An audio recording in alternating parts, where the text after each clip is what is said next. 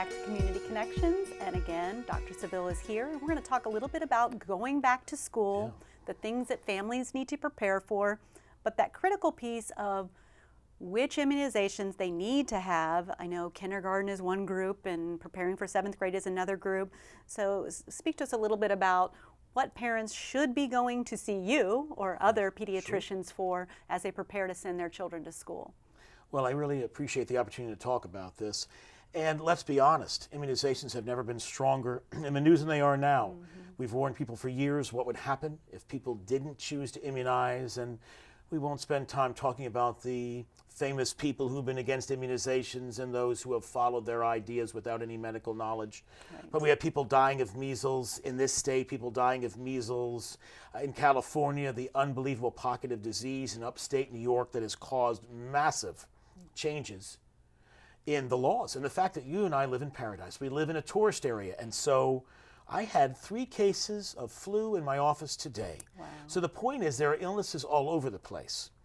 But it is very important for parents to have a relationship with a physician that begins sometimes even before birth, having a visit to a pediatrician before one decides where to go, but that starts at birth and as soon as the baby goes home from the hospital. So if parents go to the recommended checkups, quite frequently as infants, but every single year starting at age 2 for the rest of their lives, then this wouldn't become that much of an issue because you'd be going to the doctor every year. He or she would be telling you what is required and what is required for common sense, not just what's required for law.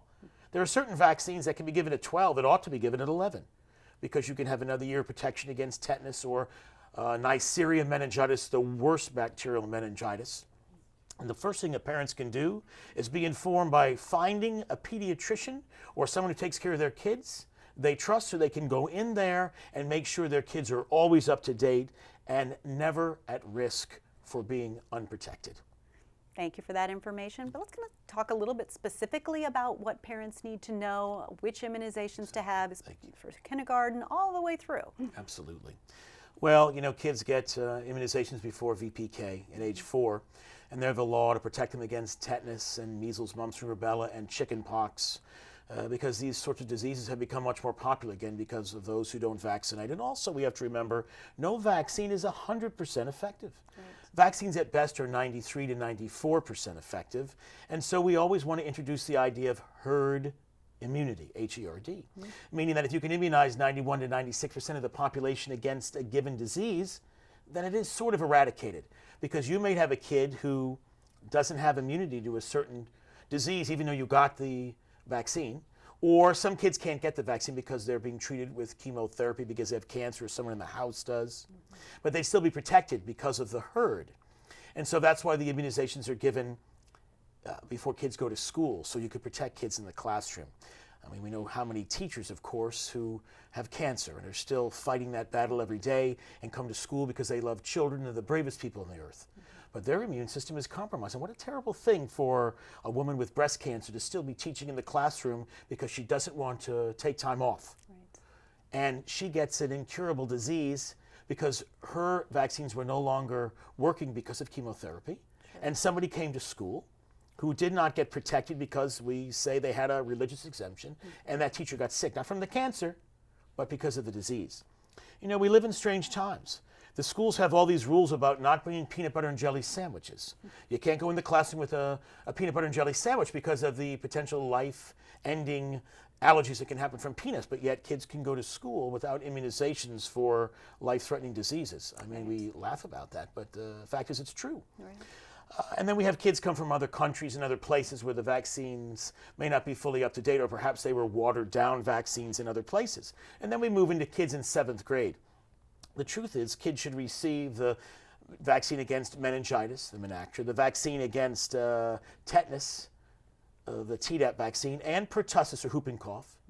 We had 83 children recently pass away, not far from where we are right now, of whooping cough as infants, before they could be protected, because they were exposed to adults and older kids who weren't protected against that. But also Gardasil vaccine against cancer. We're seeing oral cancers in kids all the time because of HPV of the mouth. It has nothing to do with sexual activity. And yet people are often hesitant to get that vaccine.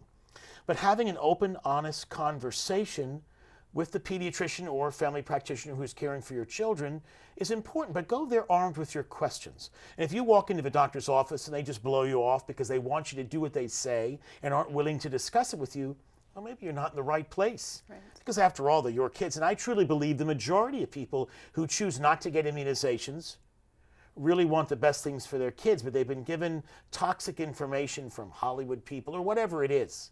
And if you would just take the time to speak to them, they would turn around and make the right decision.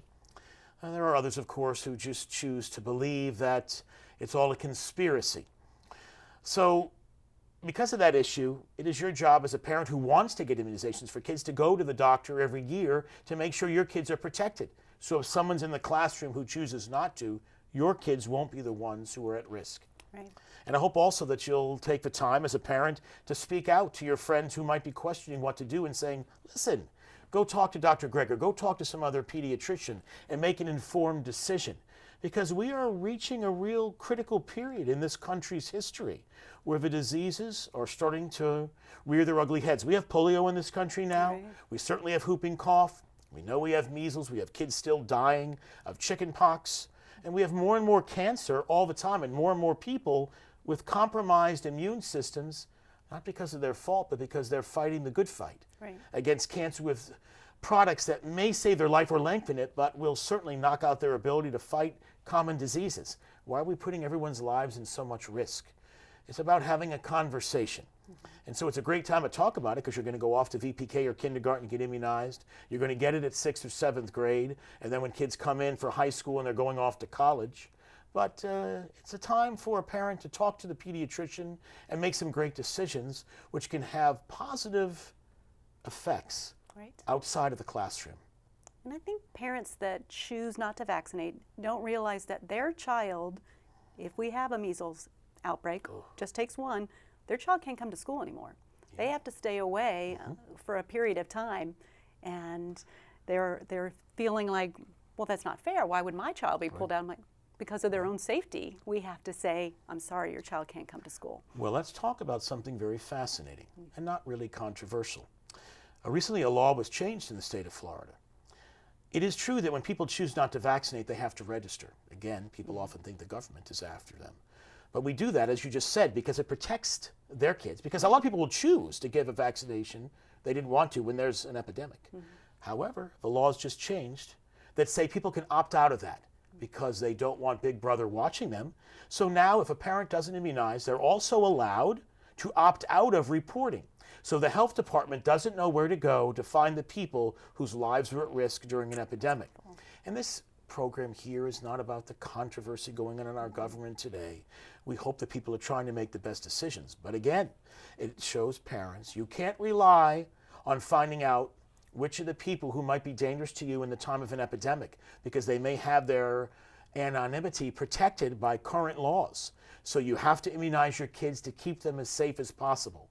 And we hope that people who are on the fence will have those conversations so that the percentage of population who choose not to immunize their kids, for whatever reason, will be so infinitesimally small that it will no longer be a burden to society itself. Really important information. Thank you so much again for being here with us, and we look forward to our next episode. Well, it's my honor to be with you, and I appreciate that this position exists. You're such a wonderful lady who goes out and talks to the students, and I'm happy to be here in this studio where we all hope we're making a difference. That's how we got into the professions, is so that we can make a difference in the lives of kids. And I'm hoping that this moment here will be something kids will watch and bring home to their parents, and a difference in life will be made. Absolutely. Thank you, Greg. I appreciate it. Thank you for joining us, and we look forward to seeing our next episode of Community Connections. I'm Lori Matway.